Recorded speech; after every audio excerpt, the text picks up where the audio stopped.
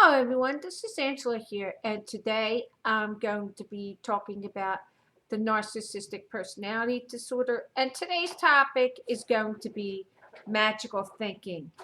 And I'd like to talk in depth about magical thinking and how it pertains to narcissism, narcissists, and narcissistic personality disorder.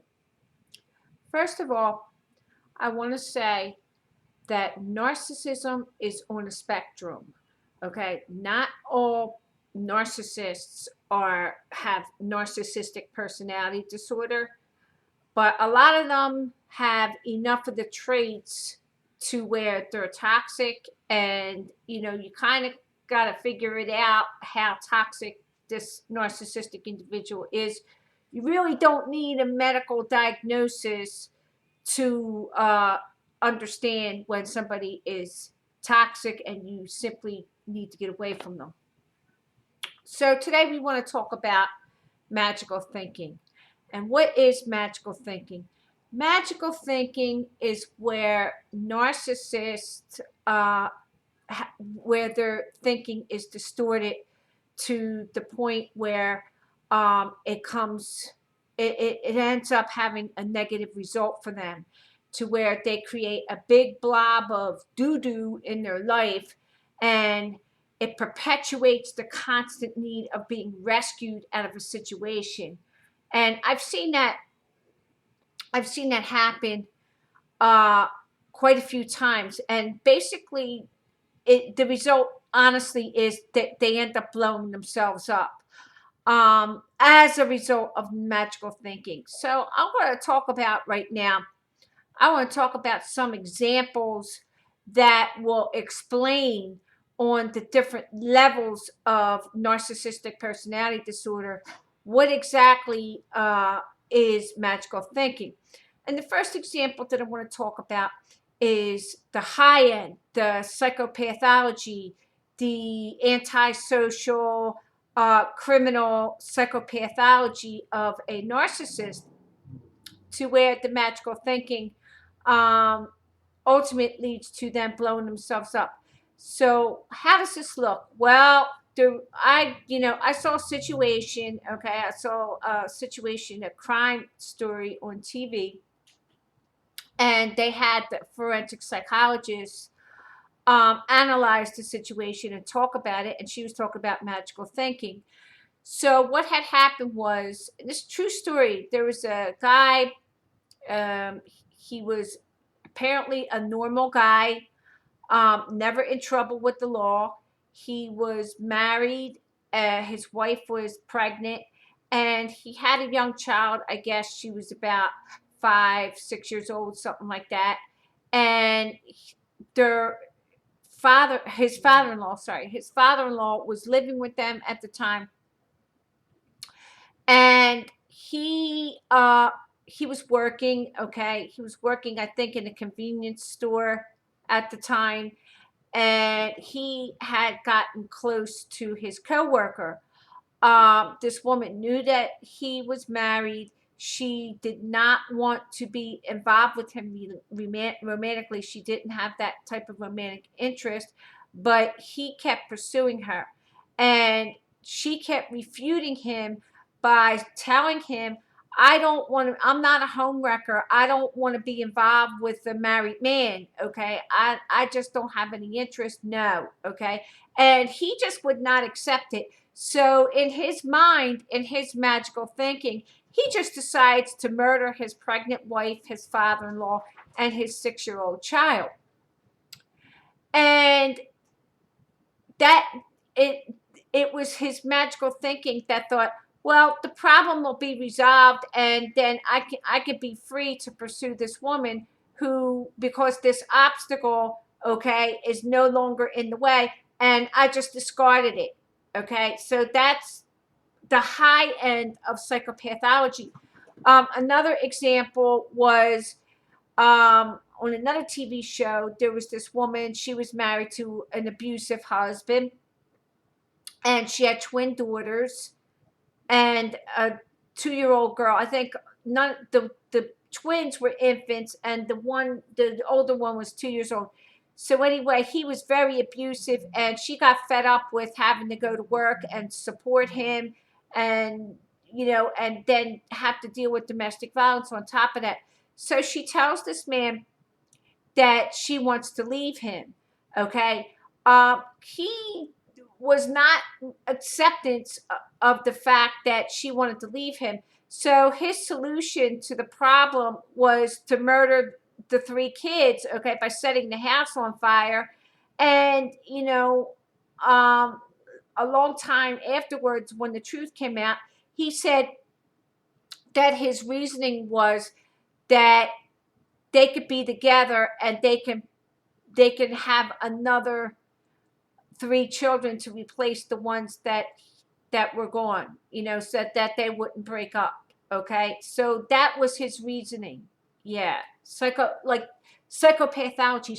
Somehow it'll magically be okay. Now I want to talk about on the lower end of the spectrum. Okay, one of my past relationships. This guy, my ex, one of my long-term relationships, he was blatantly irresponsible. Okay, he was irresponsible to the point where the bills would come in, and the bill fairy was going to pay for the bills. Okay, he would just put them on top of the refrigerator because he had no sense of responsibility. And I'm trying to reason with him to explain to him this bill needs to be paid. It cannot be ignored. Okay, but what they do is, and these are people, especially with histrionic and somatic narcissists. These are people that they will play the victim, okay, and they will use their charm and their their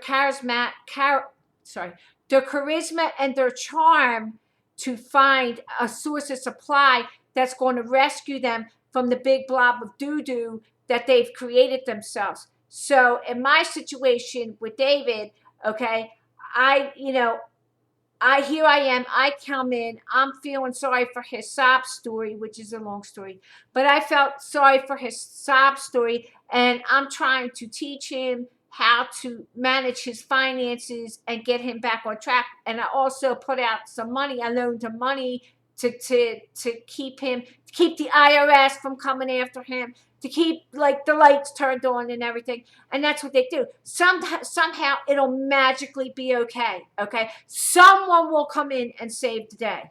Okay, and they're very clever because they use this victim mentality to suck the empath in. Who doesn't take the step back and say, hey, wait a minute, let's analyze everybody's story. He's telling you a story, how somebody's victimizing him, but you haven't heard the other side of the story. Okay, so you always got to keep that in mind. I'm not saying don't believe them. I'm not saying don't believe a person when they tell you a story. Always give that person the benefit of the doubt. It's always good to be sympathized. But if you really, really, really, really don't know this person and you just met them, okay, pay attention and think that there could be two sides to a story. Another example I want to give you is a friend of mine, the father of her children was a narcissist. And there was this one time, like, they were living together and she was away. I don't know where she was at the time, but they had a dog, and she had told him to make sure that you take the dog out and care for the dog. Well, he didn't. He left the dog in the house all day, and the dog basically did its business all over the house.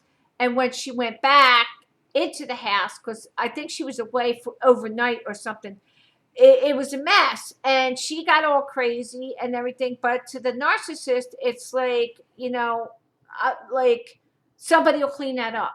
Somehow it'll be all right. It's like they don't want to be held accountable for anything that they do, whether they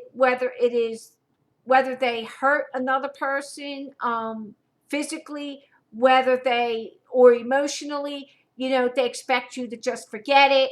like they could just say they're sorry, which they're not really sorry. They'll say that they're sorry, but they expect you to just move on. Okay, there's never any empathy with them. And I'm kind of getting off track here, but I'm trying to really pinpoint, um, you know, magical thinking. Another form of magical thinking is the Jodi Arias story, when Jodi Arias murdered that guy, Travis Alexander. Okay, it's big homicide story in the United States. And this woman had borderline personality disorder. She had extreme rage and butchered this guy, Travis Alexander. But she presented herself as the victim, because in her mind, he was disloyal to her and he was just using her for sex, when she, she was blatantly just throwing herself at the man. And I'm not saying the man was right for having sex with her without being in love with her. I'm not excusing that behavior, but that's not an excuse to kill somebody, okay? So yeah, but in her mind, she saw herself as the victim because he cheated on her or whatever, and her magical thinking felt that that was justifiable. It's not, okay? The only thing that justifies killing someone is if they're trying to kill you. Um, and that wasn't the case. And they're very, very good at playing the victim role. They're,